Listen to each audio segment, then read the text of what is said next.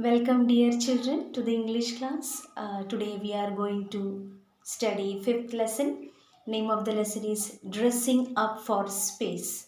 In this lesson, we will learn a lot more about space suits, how they were invented, and how it is useful to astronauts. Let's begin the lesson.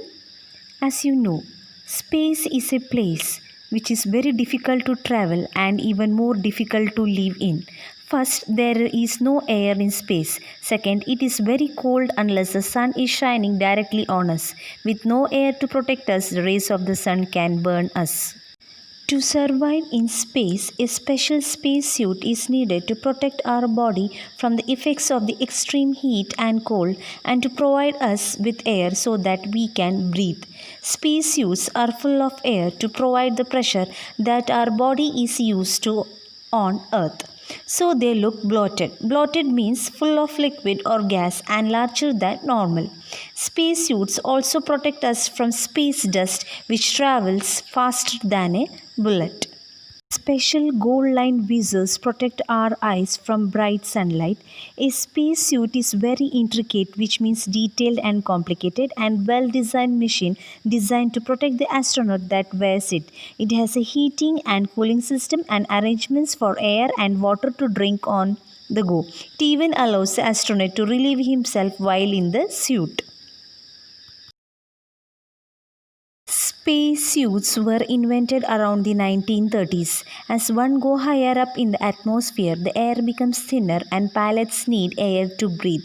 In the beginning, the suits were somewhat clumsy as they were quite stiff, bulky. Bulky means large and heavy and difficult to move around in.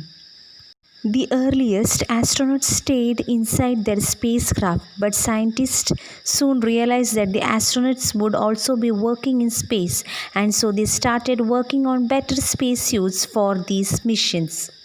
The first spacesuits were silver in color because scientists at that time felt that this would reflect the sun rays.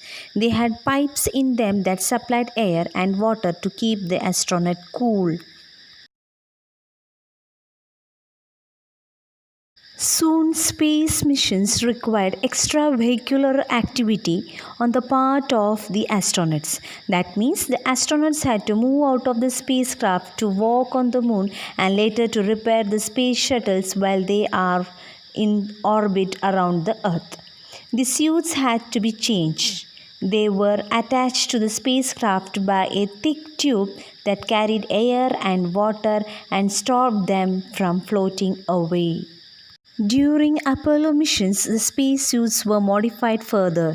They were big backups with air, water, and batteries so that the astronauts could do a moonwalk for about 8 hours.